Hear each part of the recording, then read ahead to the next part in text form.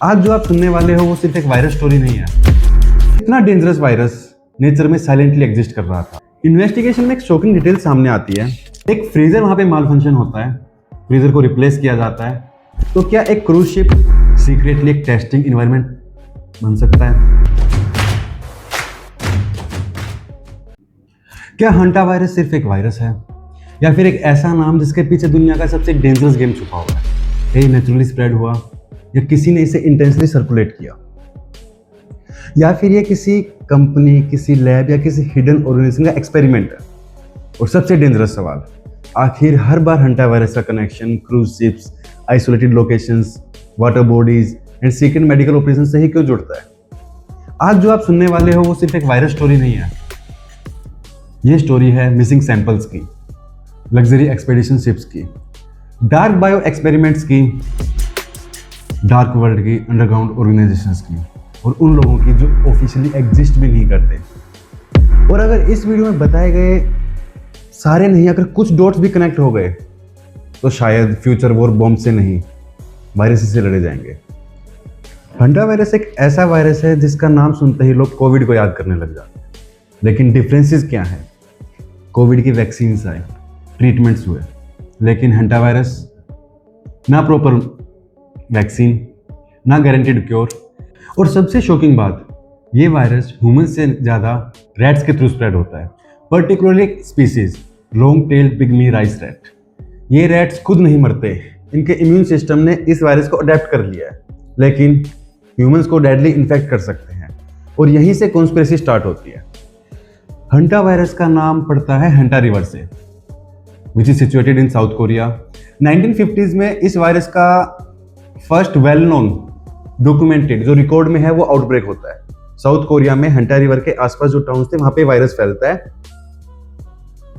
और ये pygmy rice rat, अगर हम अब हंटा रिवर की बात कर रहे हैं तो उस रैट को मत भूलिए। ये pygmy rice rat, long tail rats, ये सबसे ज्यादा मिलते हैं अर्जेंटीना एंड चाइल के रेन फॉरेस्ट में। एक कनेक्शन समझ में आ रहा है आपको? 1950s south Korea, first recorded outbreak जहां पे हंटा रिवर है।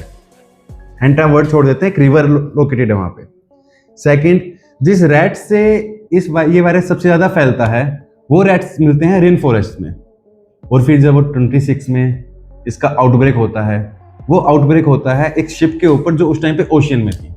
तो क्या इस वायरस का कुछ वाटर बॉडीज से या फिर पानी से कोई कनेक्शन है? सोचो, एक इतना डेंजरस वायरस नेचर में साइलेंटली एग्जिस्ट कर रहा था और दुनिया को प्रॉपरली पता भी नहीं था, या फिर किसी ने बताना ठीक नहीं समझा, या फिर ये भी हो सकता है कि किसी ने इस वायरस को स्टडी करते करते उसको कंट्रोल करना सीख लिया। और अगर रैट्स इसके कैरियर हैं तो क्या इसे आइसोलेटेड इन्वायरमेंट में इंटेंशनली स्प्रेड करके as a bio weapon use किया जा सकता है? अब आते हैं 1950s से direct 2026 present time. Just 2 months back 1 April 2026 को अर्जेंटीना से एक लग्जरी शिप निकलती है, that is MV Hondius. 45 day polar cruise, luxury life style, music, parties, happy tourist. लेकिन सिर्फ 10 दिन बाद 11 अप्रैल को क्रूज शिप के डेक पर एक टूरिस्ट की डेथ हो जाती है। International media explosion, panic start, और एक नाम दुनिया भर में ट्रेंड करने लगता है, हंटा वायरस। एक luxury expedition suddenly floating quarantine zone बन गया। इन्वेस्टिगेशन में एक शॉकिंग डिटेल सामने आती है। शिप पर बोर्ड करने से पहले एक कपल उशुहा रीजन में रुका था, वही एरिया जिसकी हमने पहले बात करी थी, रेन फॉरेस्ट की, जहाँ पे रैट्स मिलते हैं जो हंटा वायरस को कैरी करते हैं। वहां से ये कपल सिर्फ 15 किलोमीटर दूर था। एक कपल उस एरिया से आया है जहां पे इस वायरस के ट्रेसेस पाए जाते हैं। क्या उन्हें फिर नेचुरल इन्फेक्शन हुआ, या मेडिकल स्क्रीनिंग इंटेंशनली इग्नोर की गई? क्या रिपोर्ट्स मिस हुई, या उन्हें मिस करवा दिया गया? और अगर हंटा वायरस उन रैट से लिंक था तो इन्फेक्टेड एरिया से आए हुए पैसेंजर्स, टूरिस्ट को क्लियरेंस कैसे मिला? अब टाइमलाइन को थोड़ा सा रिवर्स करते हैं। 2021 Queensland, Australia, public health virology laboratory. एक फ्रीजर वहां पे माल फंक्शन होता है, फ्रीजर को रिप्लेस किया जाता है और उसके बाद 323 वायरस सैंपल्स गायब हो जाते हैं। ऑफिशियली कुछ वायरसेस के नाम सामने आते हैं और उनमें से एक था हेंटा वायरस। ये इंसिडेंट पब्लिक से 3 साल छुपाया गया। 2021 में सैंपल्स गायब होते हैं, 2023 में ऑडिट होता है, 2024 में पब्लिक को डिस्क्लोज किया जाता है, 2024 में इन्वेस्टिगेशन टीम बैठती है इन्वेस्टिगेट करने के लिए कि आखिरकार वो सैंपल्स का हुआ क्या। लेकिन आज तक no result. 2026 cruise ship outbreak, coincidence या टाइमलाइन खुद कुछ और स्टोरी बोल रही है? और अगर सैंपल्स डिस्ट्रॉय हो गए थे तो रिकॉर्ड्स मिसिंग क्यों थे? और अगर डिस्ट्रॉय नहीं हुए तो वो गए कहां? डोंट फॉरगेट, हम बात कर रहे हैं एक लग्जरी शिप पे वायरस के आउटब्रेक की। लग्जरी शिप यानी कि पैसा, कॉर्पोरेट्स। अब इसका कॉर्पोरेट एंगल कैसे आता है? एमवी होंडियस ओशियन एक्सपीडिशंस की शिप थी, नीदरलैंड की कंपनी है, जिसने मार्च 2026 में अनाउंस किया कि they are adding 2 new hybrid eco expedition ships which gives a statement that is expansion, growth and massive future plans। लेकिन एग्जैक्टली उसी टाइम फ्रेम में एक और कंपनी की बात करनी जरूरी है, दैट इज HX एक्सपीडिशंस। अब ये HX एक्सपीडिशंस क्या है?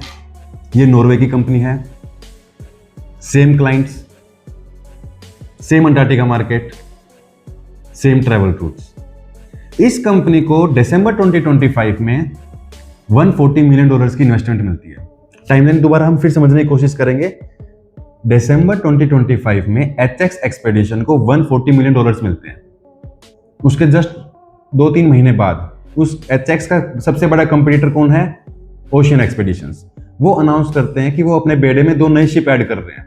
बट उस अनाउंसमेंट के कुछ दिनों बाद 1 अप्रैल को ओशियन एक्सपेडिशन की एक शिप पानी में उतरती है और 1 महीने के अंदर पूरी कंपनी डूब जाती है, क्योंकि उस शिप पे हो जाता है वायरस आउटब्रेक। क्या कुछ डॉट्स कनेक्ट होते हुए नजर नहीं आ रहे आपको? एक शॉकिंग डिटेल और है इसमें। दोनों कंपनीज के एम्प्लॉयज ना हिस्टोरिकली एक दूसरे के यहाँ काम कर चुके थे। Currently employees of Ocean Expeditions, couple of them are ex-HX expeditions.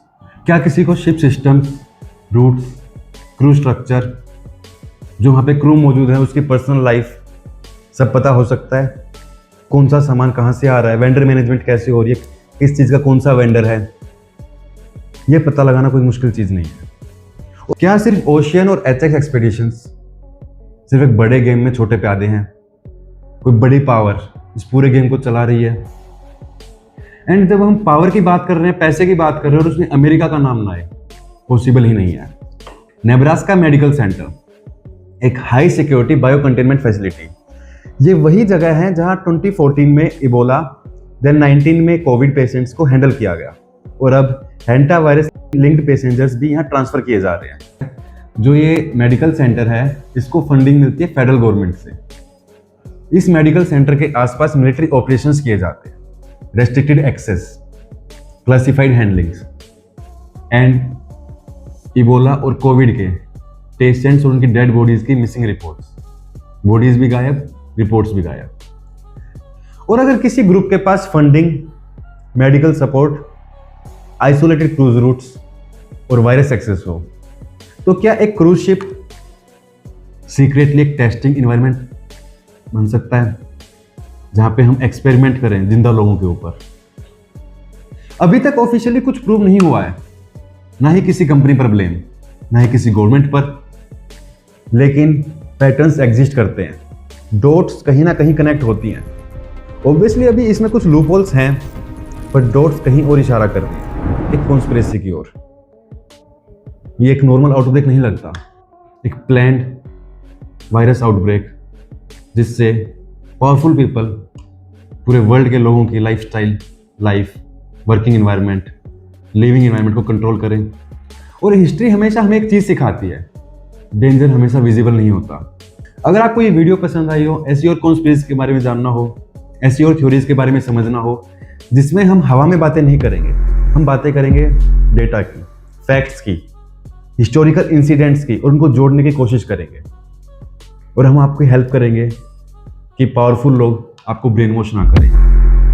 Subscribe कीजिए, लाइक कीजिए, कमेंट कीजिए। हमारी टीम को और मोटिवेशन मिलेगा, रिसर्च करने में पॉजिटिविटी आएगी। Thank you.